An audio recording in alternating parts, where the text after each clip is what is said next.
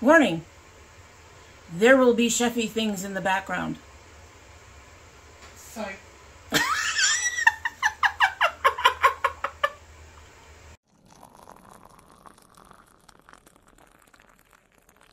So hello and welcome to Dommy Tries This. I hope you brought your cuppa. Today's coffee mug is as close as I could get in my coffee cup mug collection to something that's somewhat tropical in feeling, I think. And I believe I found this one. My daughter may have bought it, but I think I actually found it and wanted to have that particular mug. And our mug is the Simpson and Vale Dessert Teas Snickerdoodle. Oh, God.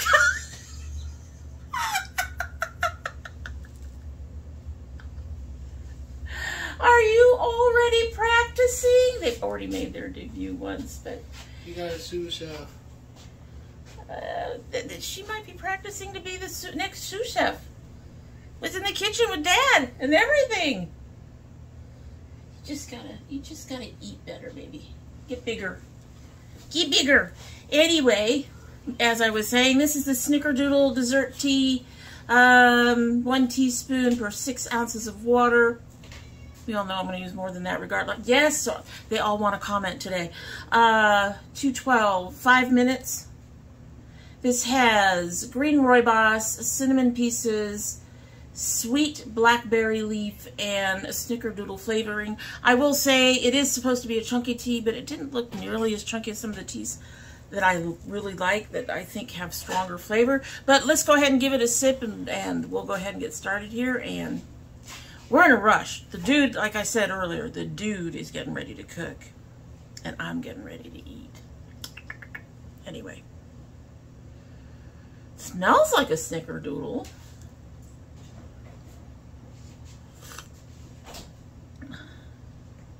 It's weak. But it did just start steeping. Definitely not 5 minutes ago. Alright, so if you like makeup reviews, food, geeky things, all that stuff, we hope that you will take a moment to go ahead and support our channel by subscribing and liking the video and sharing the video and commenting down below. I would really appreciate that. And in the meantime, we're going to go ahead and get started on today. I don't know if you all know, but some of my favorite foundations are being taken out of production. I'm a little annoyed by this because, you know, like some companies have that one foundation that lasts forever, that's on the shelves forever. They will never stop making it. They might reformulate it a little bit, but they will never stop making it. True Match by L'Oreal, you know, things like that. They're there forever. There are some smaller brands that do the same thing, quote unquote smaller. ColourPop has their foundation that I don't see them ever replacing it. However, Essence Pretty Natural is no longer available on their website, and it looks like NYX Born to Glow is being slowly phased out. They have a number of colors or shades that are X'd on their site that are no longer available on their site or at Ulta, so I think they're honestly getting ready to move that on out. These are a couple of my favorites. I'm a little annoyed, but you know, things happen, I guess. NYX really could have kept Born to Glow. But that said, if NYX had kept Born to Glow, I wouldn't have a new concealer that I like. But anyway, so I am now looking for trying out some foundations. I'm actually retrying a couple of them as well so that we can go ahead and, you know, my skin's changed over the last few years. Getting older, your skin gets a little drier, getting more fine lines under my eyes, things like that. So you need to start looking for something newer and fresher that's going to work better with where your skin's going. So that's what we're going to do. And so we're retrying some things that didn't work out, as well as some new ones that are either newly released or that I just never tried before. So at the time that I started trying out these first two that we're going to talk about, we're only going to talk about 5. We're going to try to keep this fairly short. The first two that I...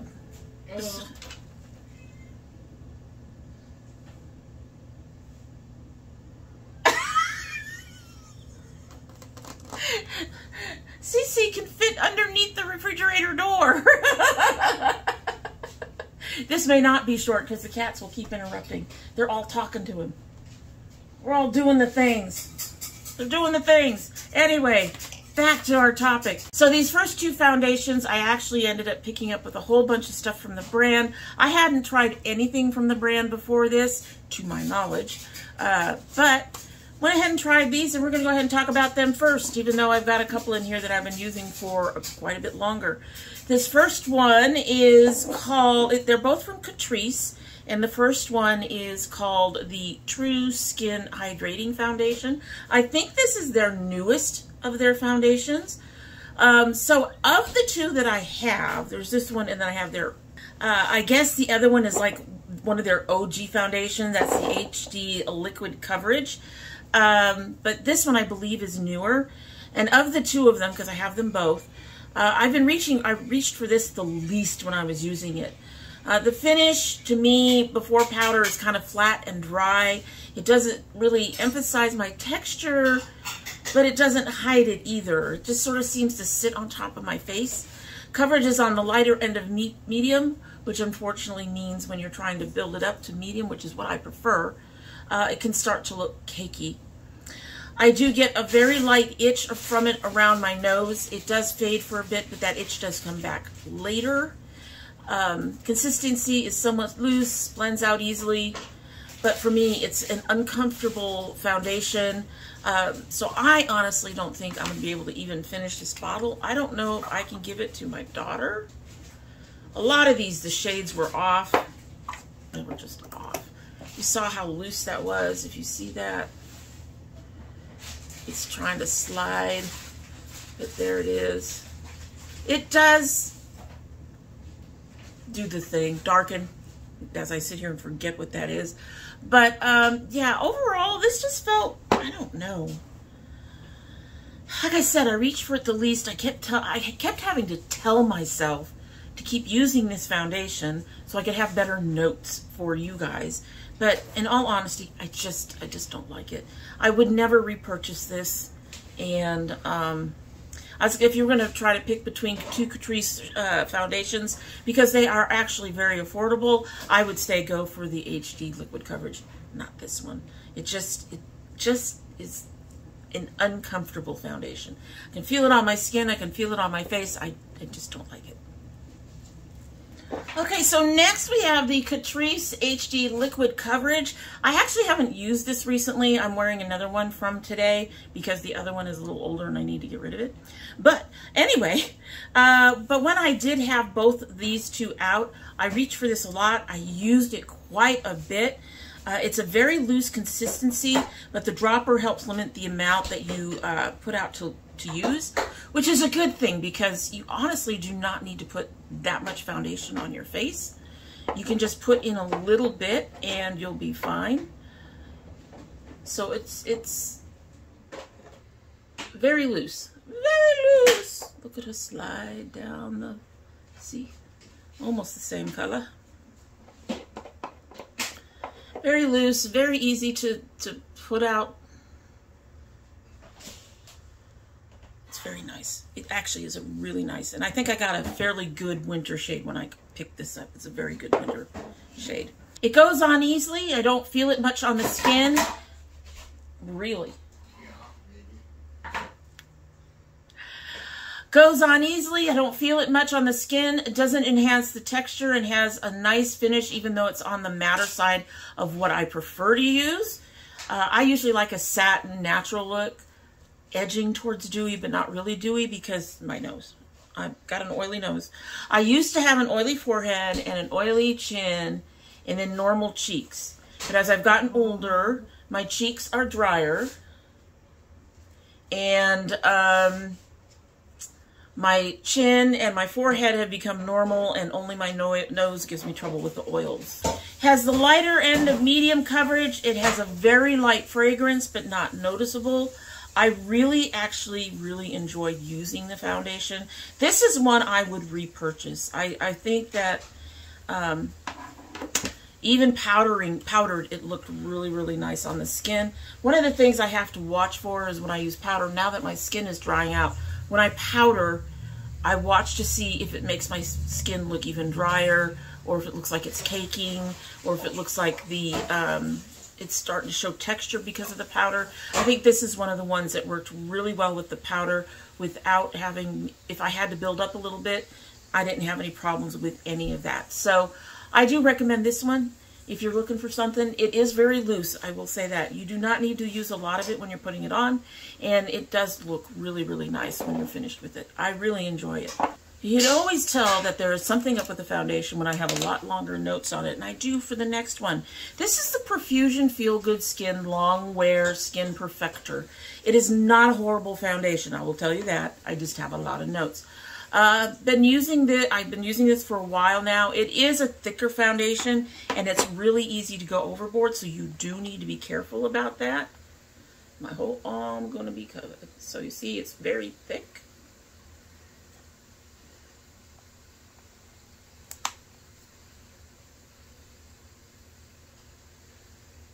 And it starts out a little darker and warmer than the other two.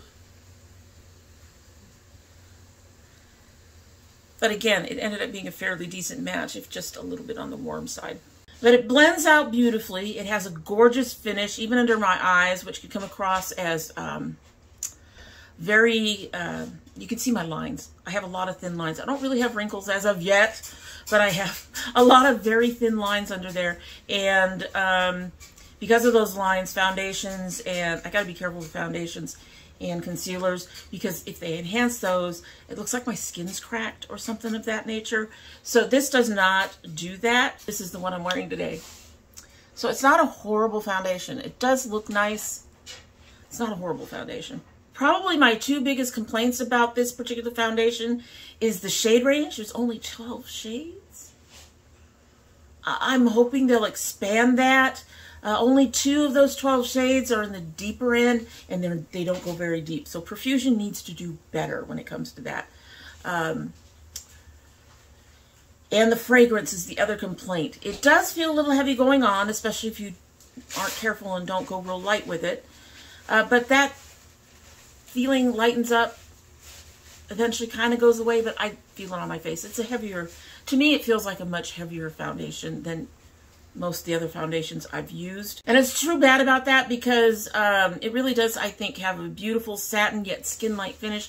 I really do like the finish of this foundation, on all honesty. The coverage is toward the lighter end of medium, and it works well with most other foundations as a mixer, though not all, so you got to be careful about that. It's really too bad about the fragrance and the fact that there's only 12 shades. The consistency would be great for concealer replacement, and the color match for me is fantastic. So overall, I think this is a decent foundation. I just wish they had more shades. I honestly don't, see, I would buy more of this if they had more shades, if they showed that they were more inclusive. I probably won't, but that's not a reflection on the foundation itself. The foundation itself is really, really good.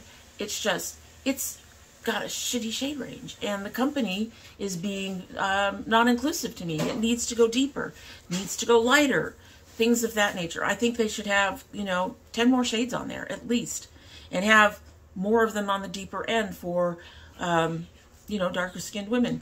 So I do like it. I do recommend it if shade ranges and inclusivity and all of that is not a problem for you. But I probably won't be repurchasing it, which is fine. I've got a couple of others that I've started using again and went, oh, wow. I actually really like this. So I like this. Like I said, I recommend it, but I probably won't be repurchasing.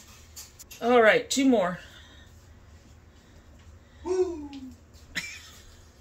What? Huh? What happened? What? I have created a monster, folks. I really have. All right, so the next foundation is the newest one from NYX. I have not used this one as much as most of these others. This is the NYX, bear with me, Blur Blurring Tint Foundation. Right here. He's still making noises out there. Still doing this thing.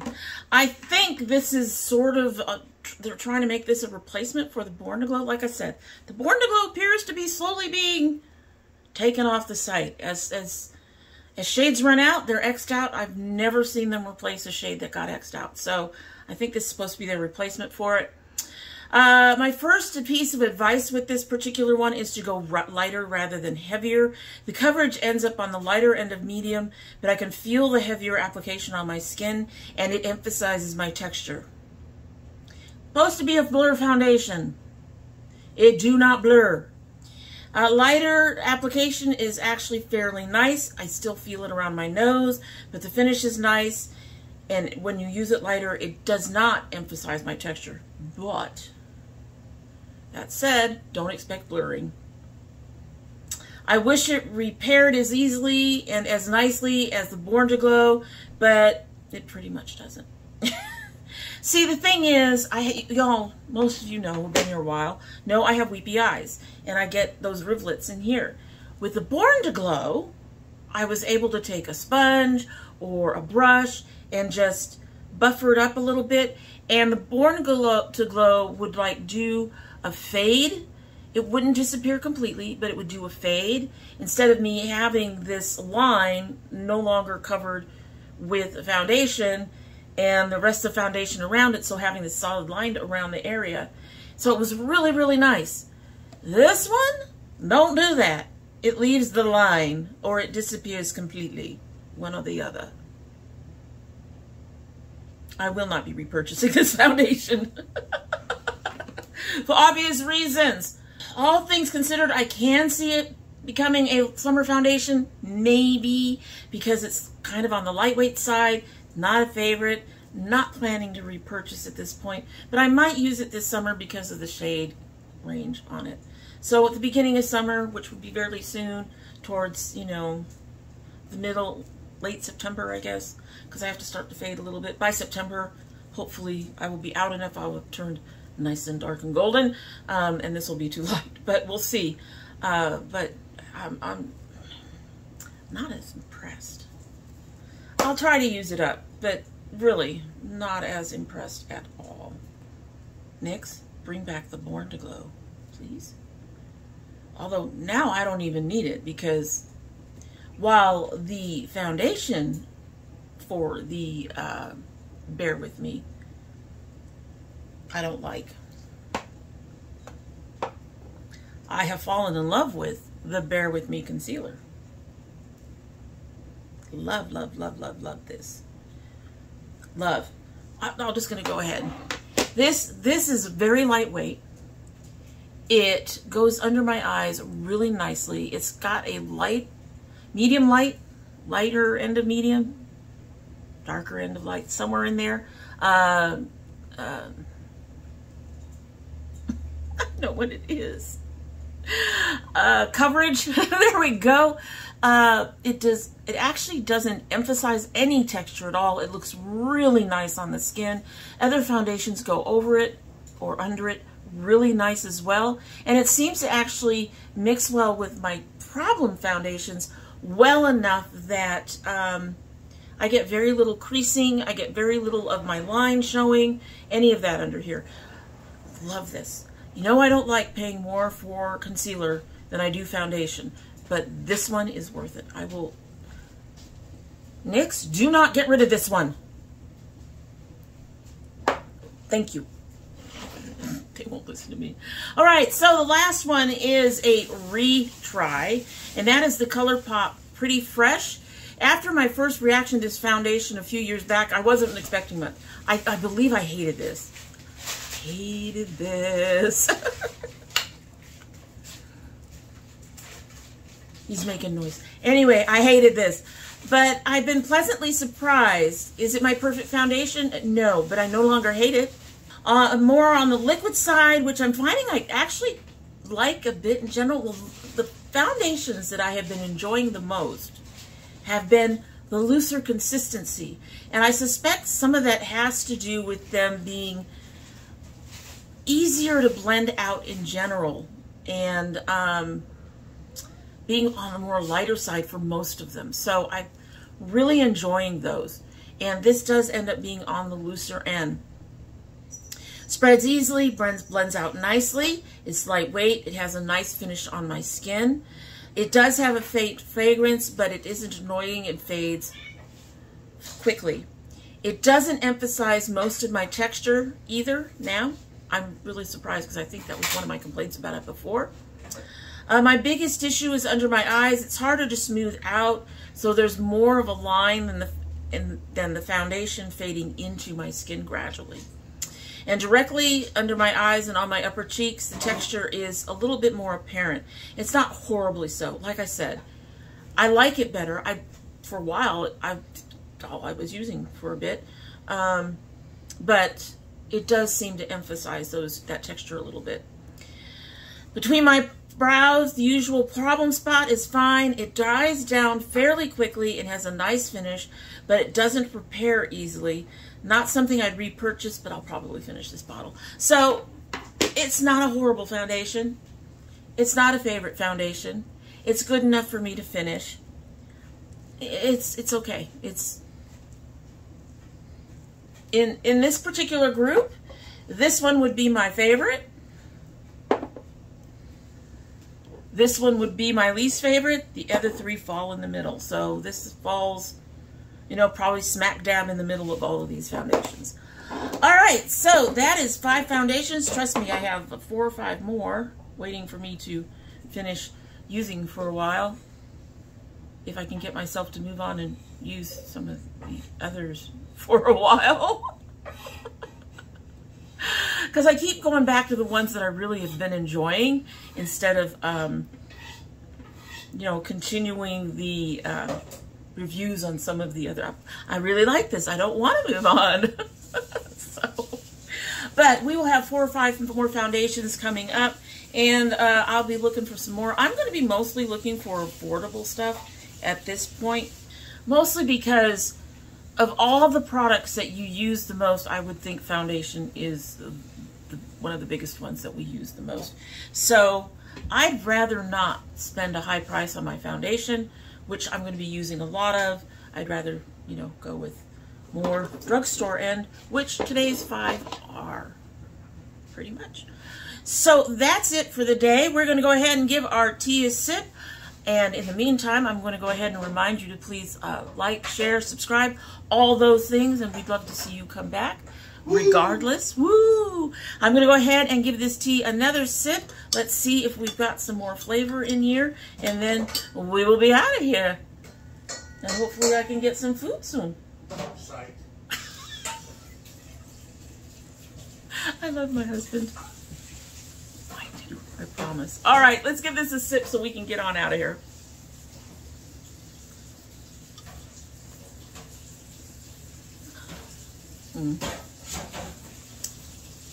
I'm not sure what that is. What is that? What are your ingredients again? Rooibos, cinnamon pieces, blackberry, and Snickerdoodle flavoring. Something in here. It no longer tastes like Snickerdoodles, let me tell you that. Snickerdoodles have, to me, sort of a vanilla undertone. Not getting that at all. And there is something unpleasant in there. Maybe the blackberry leaves. I'm not sure. Not one I would repurchase. I might give this to my daughter. At any rate, that's it. Hope you have a good one.